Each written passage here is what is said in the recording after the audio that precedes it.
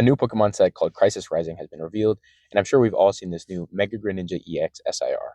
This card was illustrated by the same artist who made the Lilies Clefairy and Journeys together, but I'm not the biggest fan of this art. Here are 5 Greninja cards whose artworks I think are better and I think will hold better long-term value.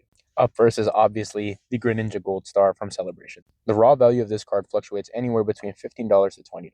This card has a really low gem rate with a mere 7%, which is about 3,000 out of about 40,000 graded copies. With that low gem rate comes a premium cost for these low pop PSA 10s, with the average sold being about $1,000. Up next is the Ash Greninja EX promo. This one's a pretty controversial one because I think some people like Ash Greninja more than the Mega Greninja, or some people like Mega Greninja more than Ash Greninja. I personally prefer this artwork more than the SIR. The market price for a near mint copy goes for about $54, with the recent sale going for about $62. With these old promos comes a really low gem rate with the whitening on all the corners, with 25 of them being a PSA 10 out of 1,600 graded copies. I think a PSA 10 would be a grill because the last PSA 10 sold for about $4,300, and the last one was sold months ago for $4,900.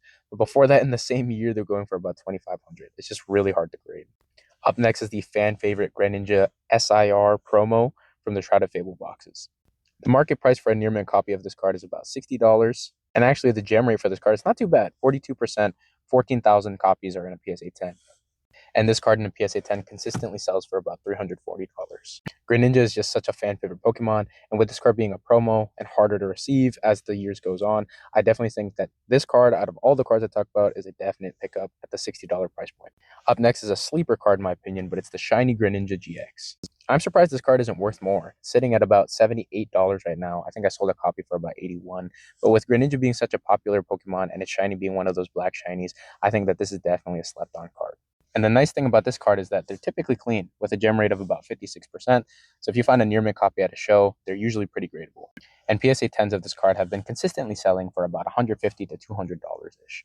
And we certainly can't talk about Greninja cards without talking about the Greninja EX Grail from Twilight Masquerade in the Scarlet Violet era.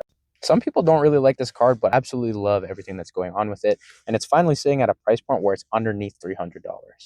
The gem rate of this card isn't too bad either, with about 46%. That's about 9,000 PSA 10s out of a 19,000 population. And PSA 10s are consistently sitting at about $700 to $800-ish. I sent one into grading, so let's hope that we can get it back soon.